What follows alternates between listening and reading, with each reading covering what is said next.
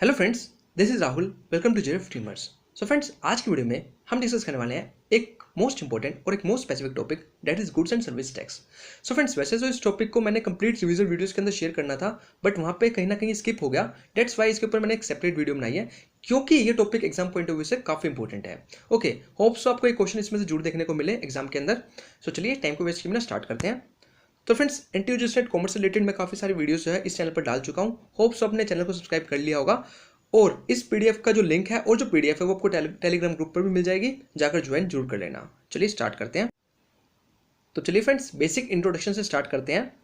तो goods and service tax आने से पहले हमारे पास कई सारे इनडायरेक्ट नेचर के टैक्स थे, जैसे कि sale tax, entertainment tax, value added tax.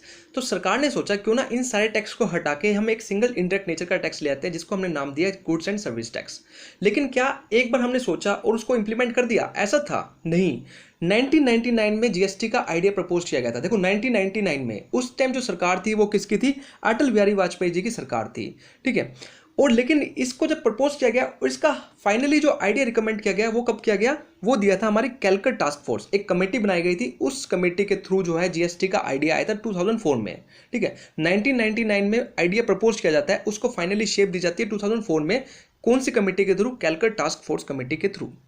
It replaced mainly indirect taxes such as excise duty, VAT, service tax. इसने कई सारे इनडायरेक्ट टैक्सेस को रिप्लेस किया, बट अभी भी कुछ ऐसे टैक्सेस हैं, कुछ ऐसी ड्यूटी हैं जिसको अभी रिप्लेस नहीं कर पाया है। वो कौन कौन सी है उसको हम अगली स्लाइड में जानेंगे, उससे क्वेश्चन आ सकते हैं, ठीक है। The goods and service act was passed in the parliament on 29 मार्च 2017। लेकिन देखो पार्लियामेंट में इसको कब पास किया गया? पार्लियामेंट में पास किया गया था 29 मार्च 2017 में, लेकिन कम इनटू फोर्स आया कब था एक्चुअली में? 1 जुलाई 2017। तो दोनों की दोनों डेट जो है इंपॉर्टेंट है कि पार्लियामेंट में कब पास किया गया था, कब इसके ऊपर प्रेसिडेंट ने साइन किए थे, और कब इसको जो है एक्चुअली में फोर्स में आया था। तो 29 मार्च को 2017 को तो ये पार्लियामेंट में पास हुआ, और 1 जुलाई 2017 को ये एक्चुअली में फोर्स में आया, ठीक है। But it was applicable to Jammu and Kashmir on 8 July 2017। अब यहाँ पे भी डिफरेंस आ गया कि पूरे देश में कब लागू हुआ और जम्मू एंड कश्मीर में अलग से लागू हुआ 8 जुलाई को, ठीक है। तो 1 जुलाई को ये कब लागू हुआ? 1 जुलाई 2017 को ये पूरे देश में लागू हो चुका था एक्सेप्ट जम्मू एंड कश्मीर, और 8 जुलाई को ये जम्मू एंड कश्मीर में भी फाइनली लागू हो चुका था। First GST was introduced in France. सबसे पहले जो जीएसटी अडॉप्ट करने वाली कंट्री कौन सी थी? फ्रांस थी, ठीक है। इंडिया अडॉप्टेड ए ड्यूल जीएसटी मॉडल। अब इंडिया ने ड्यूल जीएसटी मॉडल अडॉप्ट कर रखा है। इसका मतलब क्या है? इसका मतलब यह है कि गुड्स सेल होते हैं, उसके ऊपर जीएसटी चार्ज किया जाता है। अब उस जीएसटी पर किसका हक है? सेंटर का भी है और स्टेट का भी है। तो यहाँ पे ड्यूल मॉडल है, उसमें कुछ हिस्सा सेंटर को भी जाता है और कुछ हिस्सा किसको जाता है? स्टेट को भी जाता है। हाफ हाफ होता है, ठीक है। And is based on Canada and Brazil. और कनाडा और ब्राजील ने भी ड्यूल जीएसटी मॉडल को ही अडॉप्ट कर रखा है, उन्हीं को देख के ही हमने ड्यूल जीएसटी मॉडल को अडॉप्ट किया है। नेक्स्ट स्लाइड पे चलते हैं। ओके, अब इसके इंपॉर्टेंट फीचर्स क्या हैं? वैसे तो इसके काफ़ी सारे फीचर्स है जीएसटी के, ये इनडायरेक्ट नेचर का है, तो मैंने इसके सिर्फ 3 इंपॉर्टेंट फीचर आपको बताया है। सबसे पहला तो ये रिग्रेसिव इन नेचर है। जनरली जो इनकम टैक्स है वो एक प्रोग्रेसिव इन नेचर है। ये रिग्रेसिव कैसे है? देखो कोई भी कंज्यूमर है, कोई गरीब भी होगा कोई अमीर भी होगा। मान लो मैं रेस्टोरेंट में जाता हूँ कुछ खाने के लिए, वहाँ पे जो टैक्स है वो 18% है, जीएसटी जो है 18% है। मैं गरीब आदमी हूँ, मिडिल क्लास से रिलेटेड हूँ, मेरी इनकम इतनी ज़्यादा नहीं है, लेकिन फिर भी मेरे को 18% जीएसटी पे करना पड़ रहा है। एक अमीर आदमी, मान लो अंबानी भी उसी रेस्टोरेंट में आ गया खाने के लिए, वैसे तो आएगा नहीं जिसमें मैं जाऊँगा, उसमें अंबानी क्या करना आएगा। मान लो अंबानी भी आ गया उसमें खाने के लिए, उसको भी 18% जीएसटी पे करना पड़ रहा है। मतलब मेरे ऊपर ज़्यादा इंपैक्ट पड़ रहा है, उसके ऊपर कम इंपैक्ट पड़ रहा है। तो कहीं ना कहीं ये जो टैक्स है ये रिग्रेसिव इन नेचर है, ठीक है। जितना गरीब आदमी होगा उसको भी उतना ही टैक्स पे करना पड़ेगा, चाहे जितना अमीर आदमी हो उसको भी उतना टैक्स पे करना पड़ेगा। तो ये एक रिग्रेसिव इन नेचर है। ये एक डेस्टिनेशन बेस्ड टैक्स है। अब डेस्टिनेशन बेस्ड कैसे है इसको देखते हैं। अब डेस्टिनेशन बेस्ड कैसे है? देखो मान लो 2 स्टेट्स है, एक हरियाणा है और एक कौन सी है? दिल्ली है, ठीक है। अब जो गुड्स मैन्युफैक्चर होता है वो तो होता है हरियाणा के अंदर, और जो कंज्यूम किया जाता है, जो कंज्यूमर उसको कंज्यूम कर रहे हैं वो कर रहे हैं दिल्ली के अंदर। तो बात ये आती है कि जीएसटी अब मिलेगा कौन सी स्टेट को? हरियाणा को मिलेगा या फिर दिल्ली को? तो ये एक डेस्टिनेशन बेस्ड टैक्स है। मतलब कि जहां पर गुड्स को कंज्यूम किया जा रहा है उसी गवर्नमेंट को हक है उसके ऊपर जीएसटी कलेक्ट करने का, ठीक है। तो उसी गवर्नमेंट को, मतलब कि जिस स्टेट में जो गुड्स कंज्यूम किया जा रहा है उसी गवर्नमेंट को हक है उसके ऊपर जीएसटी कलेक्ट करने का। तो ये किस तरह का टैक्स है? ये एक डेस्टिनेशन बेस्ड टैक्स है। Final burden on consumer, at last consumer has to pay the GST. देखो जीएसटी स्टार्ट तो कहाँ से हो जाता है, जहाँ से गुड्स को हम लेते हैं, मैन्युफैक्चर करते हैं, मतलब रॉ मटेरियल लिया, उसको मैन्युफैक्चर करा, फिर वो होलसेलर के पास आएगा, होलसेलर से रिटेलर के पास आएगा, रिटेलर के बाद कंज्यूमर के पास आएगा। स्टार्ट तो वहाँ से ही हो जाता है, लेकिन जीएसटी का जो फाइनल बर्डन है वो किसके ऊपर आके गिरता है, वो कंज्यूमर के ऊपर ही आके गिरता है। ठीक है, तो 3 इंपॉर्टेंट इसके फीचर्स हैं, ये रिग्रेसिव इन नेचर है, डेस्टिनेशन बेस्ड टैक्स है, और फाइनल बर्डन ऑन कंज्यूमर, और कंज्यूमर के ऊपर फाइनल बर्डन इसका पड़ता है। चलिए नेक्स्ट उस पर चलते हैं। अब कंपोनेंट्स ऑफ जीएसटी, अब जीएसटी के हमारे पास टोटल 3 कंपोनेंट्स हैं, 3 कंपोनेंट्स, मेन कंपोनेंट्स हैं 3 के 3 जो हैं। सबसे पहला है सीजीएसटी, दूसरा है एसजीएसटी, तीसरा है आईजीएसटी। अब सीजीएसटी तो हमें समझ आता है, central goods and service tax, मतलब कि जो हिस्सा सेंटर के पास जाएगा टैक्स का वो होता है CGST, central goods and service tax. एक होता है एसजीएसटी, मतलब कि जो हिस्सा स्टेट के पास जाएगा वो होगा एसजीएसटी। ठीक है, लेकिन ये दोनों तो मेरे को समझ आ गए, लेकिन ये तीसरा कौन सा है, आईजीएसटी, इसका मतलब है integrated goods and service tax. अब इसका क्या डिफरेंस है, चलिए देखते हैं एक बार। इसको जानने से पहले हमको 2 चीज़ों को जानना पड़ेगा, एक होता है इंट्रा स्टेट सेल्स, एक होता है इंटर स्टेट सेल्स। अब एक एग्जांपल मैंने अभी आपको बताया था कि मान लो एक गुड्स हरियाणा के अंदर मैन्युफैक्चर होता है और दिल्ली के अंदर कंज्यूम होता है, तो ये जो सेल होगी, मतलब कि हरियाणा के अंदर मैन्युफैक्चर किया जाता है, सेल उसको दिल्ली के अंदर किया जाता है, ये जो सेल होगी वो कौन सी होगी, इंटर स्टेट सेल्स। ठीक है, इंटर स्टेट सेल्स कौन सी होती है, sales to another state, sales to another state, की मैन्युफैक्चर कहीं हो रहा है, सेल कहीं दूसरी स्टेट में हो रहा है, इसको हम कहते हैं इंटर स्टेट सेल। एक होता है हरियाणा के अंदर ही मैन्युफैक्चर हुआ, हरियाणा के अंदर ही सेल हुआ, जिस स्टेट के अंदर मैन्युफैक्चर हुआ उसी स्टेट के अंदर सेल करा, उसको हम कहते हैं इंट्रा स्टेट सेल।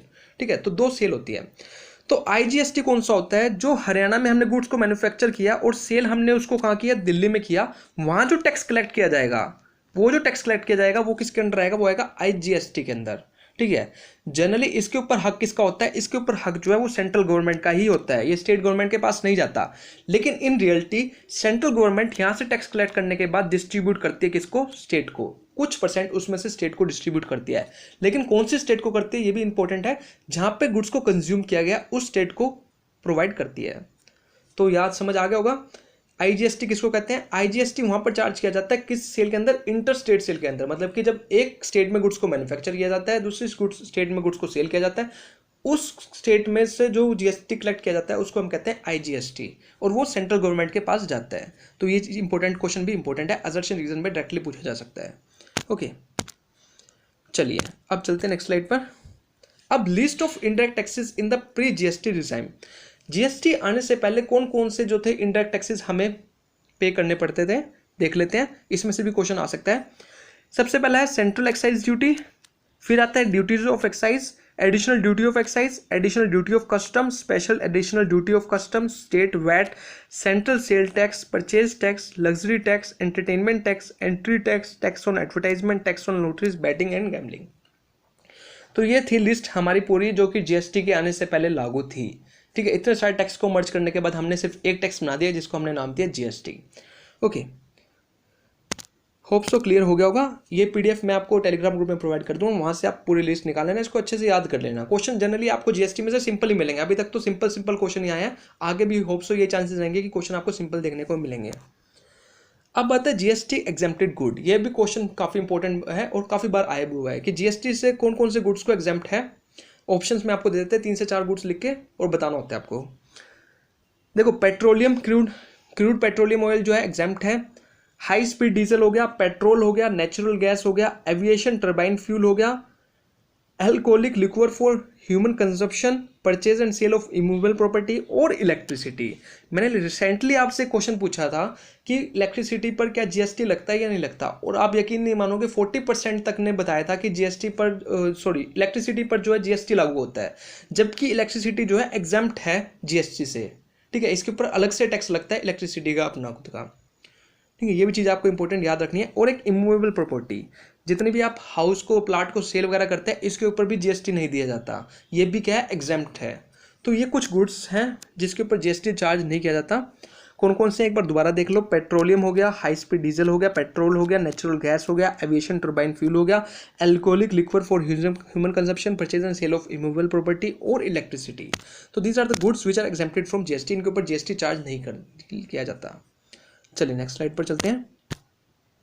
अब आता है जीएसटी काउंसिल। अब जीएसटी काउंसिल में कितने, जो जीएसटी की काउंसिल होती है जो रेट डिसाइड करती है उसमें कौन कौन बैठता है ये पता होना चाहिए। सबसे पहले इस काउंसिल के चेयरमैन कौन होते हैं, यूनियन फाइनेंस मिनिस्टर, ठीक है, जो कि फिलहाल में श्रीमती निर्मला सीतारमन है, वो हमारी जीएसटी काउंसिल की चेयरमैन है।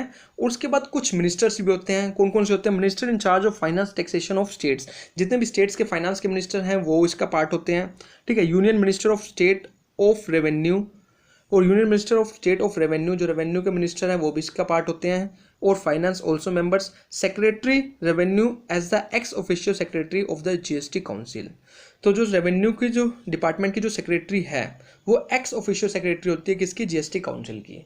तो ये एक पूरी कमेटी बनती है, ये डिसाइड करते हैं कि क्या रेट डिसाइड होना चाहिए। हर बार रेट्स चेंज भी होते हैं, ऐसी बात नहीं है। रिसेंटली जब स्टार्टिंग में आया था तो रेस्टोरेंट पर जो रेट चार्ज किए गए थे वो 28% थे, फिर घटाकर उसको 18% पर ले आए थे, ठीक है। हर टाइम टू टाइम जब इनकी कमेटीज बैठती है तो रेट्स चेंज भी होते रहते हैं, फ्लक्चुएट होते रहते हैं।